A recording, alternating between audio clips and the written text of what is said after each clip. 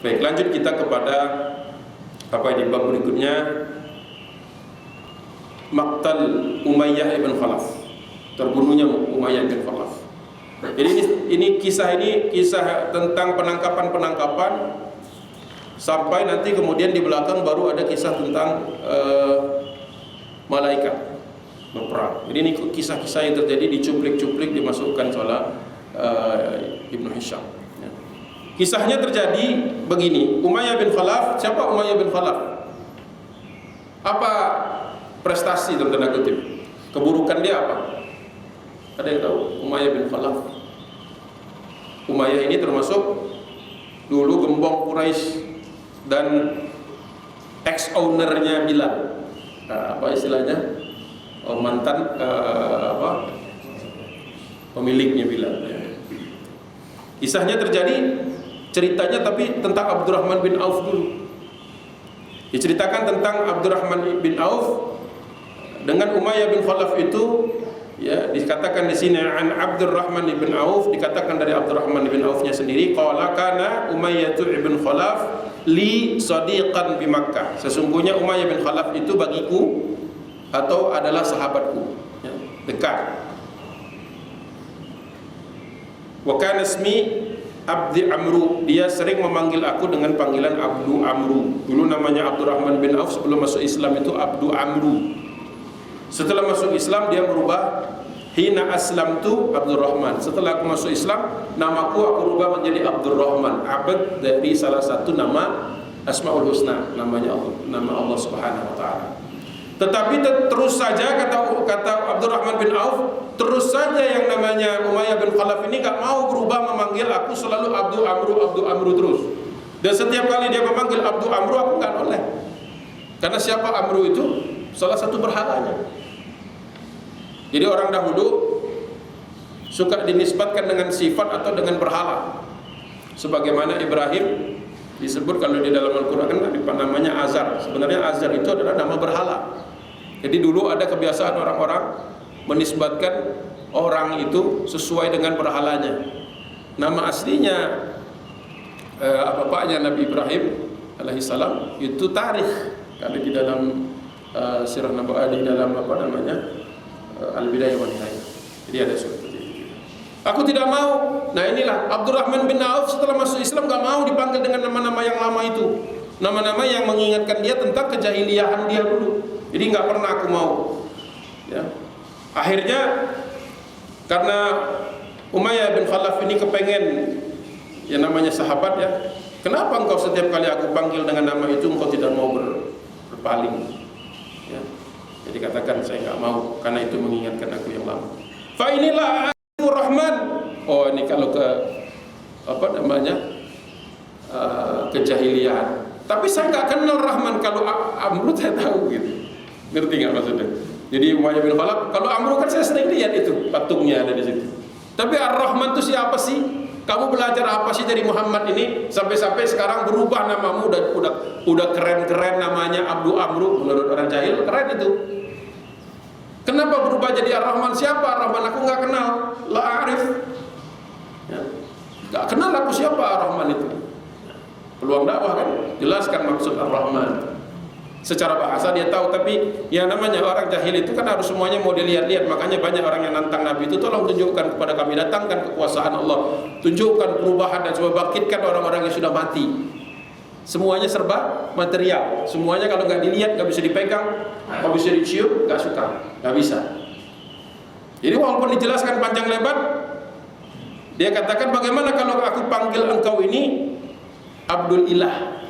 Nah, kalau ilah saya tahu, katanya. Ilah itu kumpulan, kalau dalam benaknya Umayyah ibn Khalaf, kumpulan patung-patung, ilah, al-ilah. Saya panggil Abdul Ilah aja boleh? Dikonsultasikan kepada Rasulullah, apa-apa kata Rasulullah.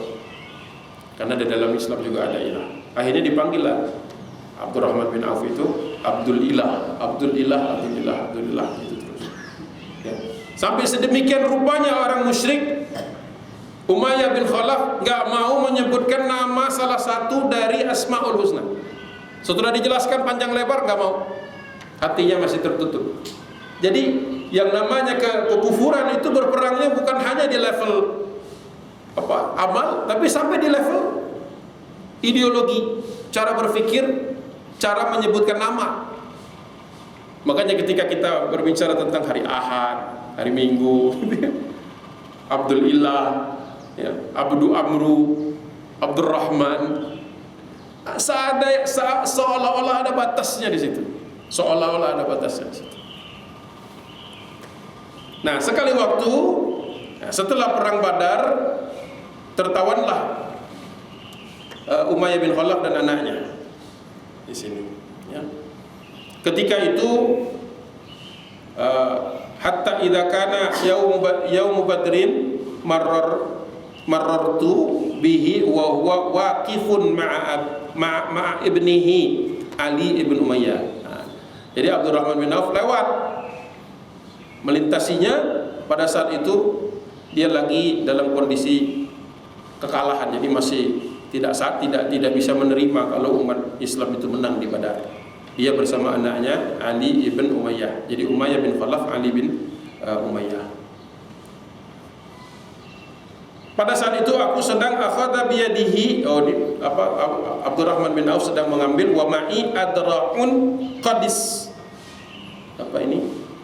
Qadis talabtuha. Oh, aku sedang menenteng baju besi. Lagi nenteng baju besi. Ketika dia melintasi, ya Abdu Amru, lupa lagi dia panggilannya. Ya Abdu Amru, enggak menoleh. Akhirnya dia ingat, oh ya, Abdurrahman itu enggak mau dipanggil Abdu Amru. Ya Abdulillah, baru noleh. Kenapa? Gitu. Ada kisah seperti ini. Fa ana khairul laka min hadhil adra'. Apa namanya, baju besi. Allati ma'ak. Sesungguhnya aku dan anakku ini lebih mahal harganya, lebih bagus buatmu daripada itu baju besi yang kau tenteng-tenteng, wahai Abdulillah. Maksudnya Abdurrahman bin Auf. Lebih bagus aku daripada itu. Maksudnya apa? Tawan sajalah saya. Ngapain bawa baju besi itu? Kalau dijual berapa sih baju besi 2 itu? Daripada menawan. Nah, ini sombongnya keluar, Umayyah bin Khalaf dan anaknya. Pasti lebih banyak menghasilkan ghanimah, harta tebusan. Karena waktu itu belum ada keputusan, waktu itu belum turun sebagian sahabat.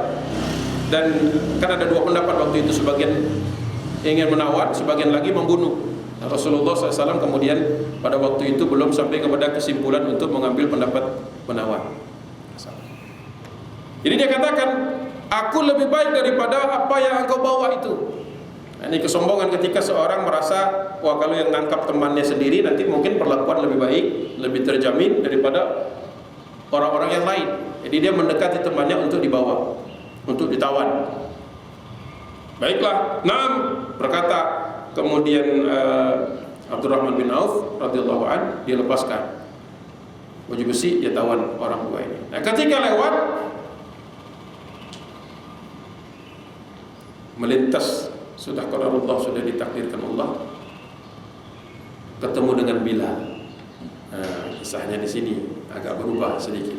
Kalau Abdurrahman, wallahi inni la aquduhuma idh ra'ahu Bilalun ma'i.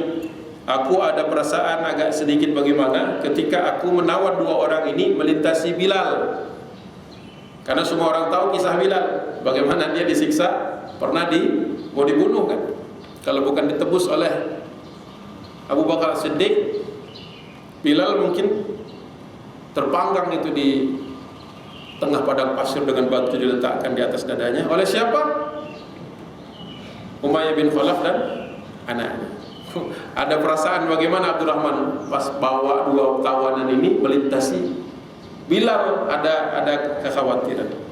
Wa kana huwa alladhi yu'adzibu Bilalan bi Makkah ala tarkil Islam. Aku teringat kalau Bilal itu pernah diazab, disiksa oleh siapa? Oleh 2 orang yang aku lagi tawan ini di Makkah, untuk supaya Bilal itu meninggalkan Islam.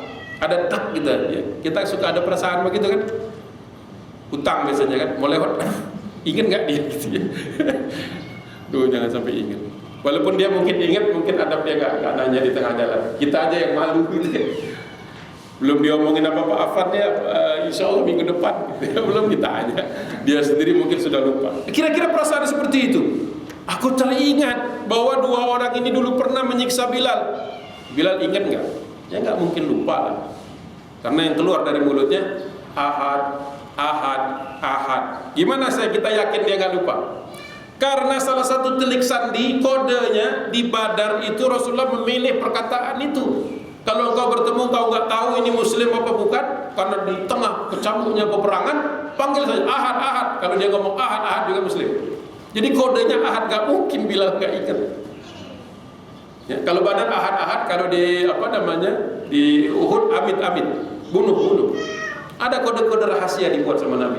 Nanti di Khandaq ada lagi. Ya, seperti itu. Jadi, yang berkecamuk di dalam pikirannya Abdurrahman bin Auf, baju besi sudah ditinggal di sana, entah diambil siapa. Ini yang dipegang. Ini belum ada ketetapan boleh nawan. Para sahabat ini lagi bertanya, ada sebagian yang bertanya, Rasulullah balik ke Aris, balik ke dalam tendanya, memohon kepada Allah Subhanahu wa taala, tapi belum ada ayat yang turun. Nanti Rasulullah turun mengatakan boleh ngambil, tapi belum terputus tuh. Jadi ini kalau Bilal maunya kisos, hak dia. Tawanan siapa nggak peduli. Ada firasat. Gimana kira-kira kisahnya? Kita tahu kemudian Bilal ketemu beberapa saat melihat ini semua. Di sini diceritakan sih, tapi tadi sudah saya sebutkan. Fayaqulu Bilalan Ahad, Ahad. Qala falamma ra'ahu qal.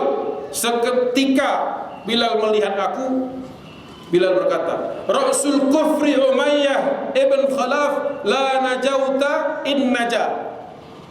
La najautu in naja. Teriak dengan kencang, ini bosnya kafir di depan itu Umayyah bin Khalaf ini, saya gak akan selamat kalau dia masih selamat. Bahasanya Bilal, la najautu in naja. Kalau mereka berdua ini selamat, aku gak selamat. Naja, dua orang.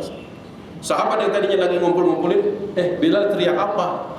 Merapat mendekat. Yang deg-degan siapa? Umayyah, anaknya, dan Abdurrahman bin Auf. Waduh, ini lepas apa enggak? Diambil apa enggak sama Bilal? Belum ada hukum itu. Belum turun hukum, belum dipastikan. Perkataan tersebut mengundang kedatangan para sahabat yang lain.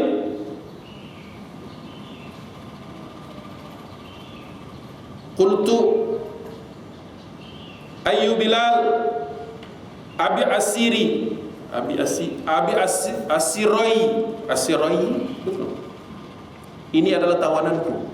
Asirai. Wahai Bilal, ini adalah tawananku. Kata Bilal, aku enggak akan merasa tenang kalau orang ini masih berkeliaran. Padahal ini orang sampai detik terakhir masih kufur.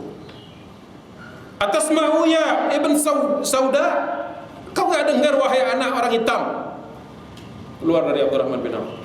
Jadi dia katakan, aku enggak selamat kalau dua orang ini masih selamat. Wahai Bilal, ini tawanan aku. Kata Abdurrahman bin Auf, ini tawanan aku. Tidak, aku tidak selamat kalau dua orang ini masih selamat. Wahai anak orang hitam, kau enggak dengar? Keluar lontaran rasis.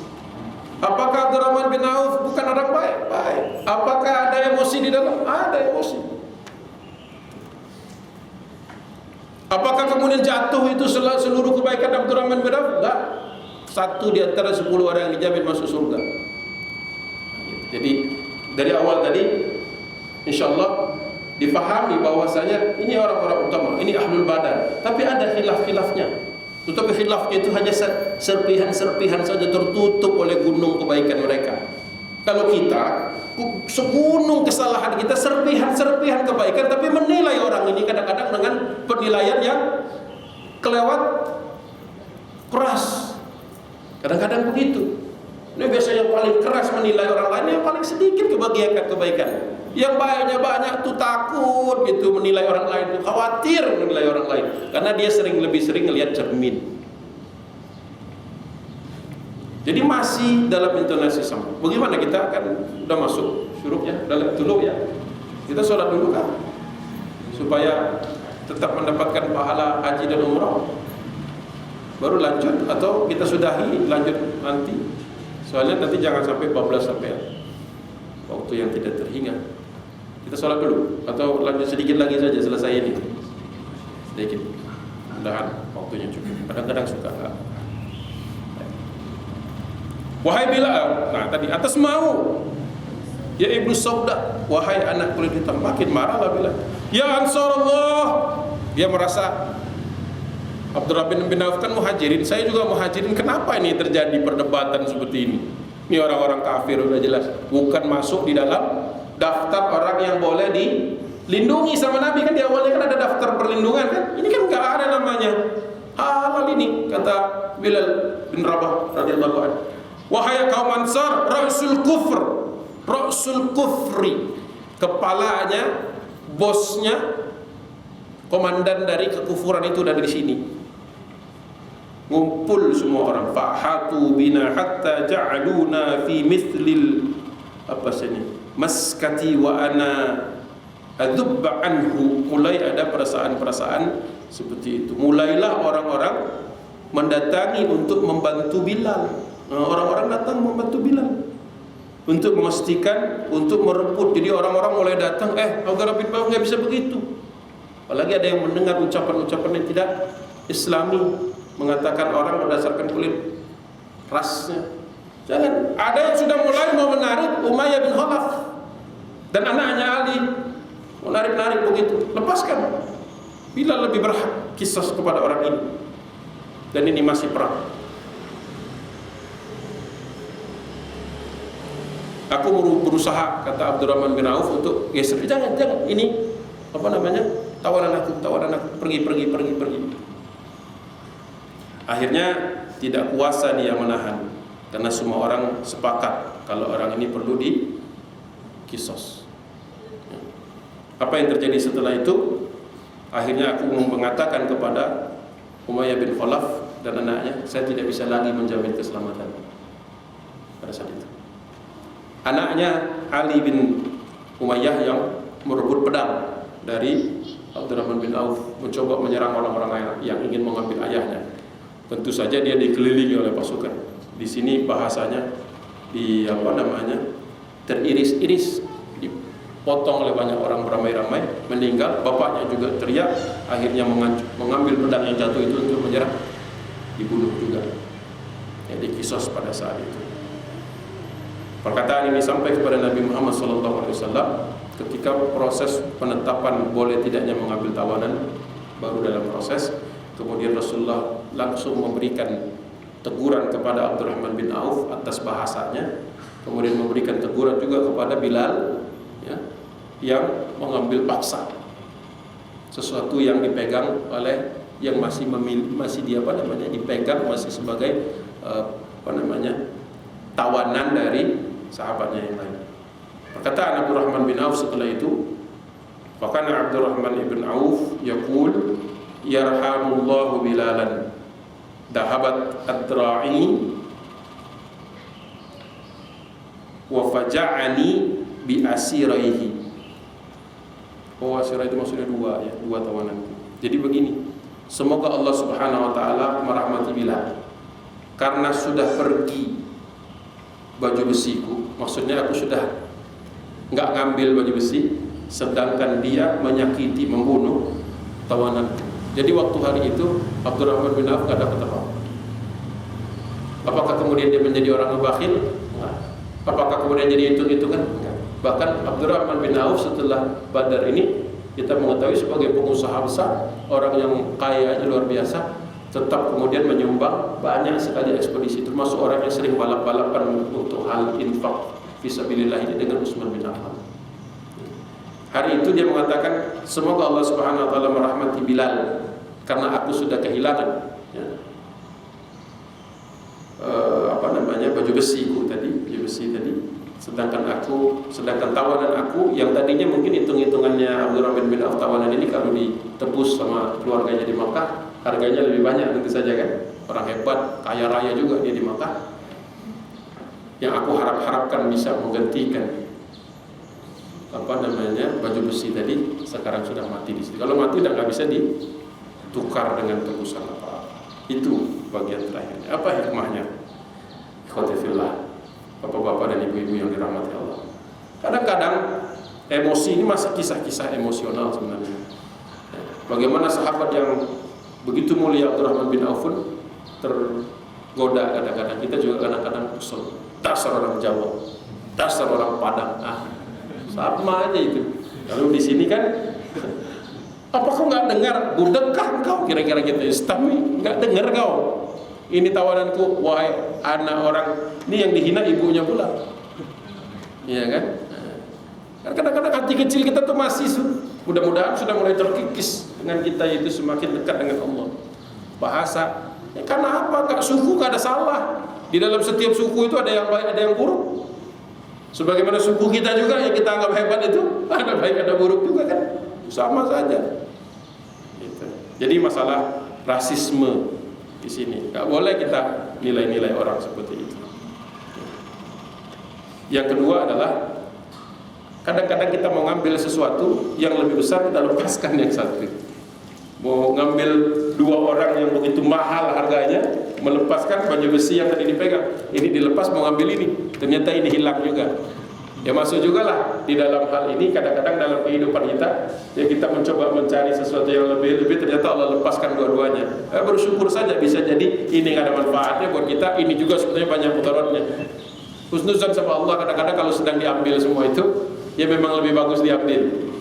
Mungkin Allah sedang menyiapkan rezeki yang lain lewat jalan lain yang lebih berkah, walaupun mungkin jumlahnya lebih sedikit atau sama, dan lebih menguji dan lebih menjaga kesabaran. Atau juga itu salah satu bentuk dari hukuman dari Allah Subhanahu wa taala supaya kita kembali ke jalan yang lurus. Itu masuk juga di sini. Kalau tadi ada Abu Hudzaifah yang begitu marah dengan Nabi, di sini ada juga orang yang kemudian merasa dia dianiaya.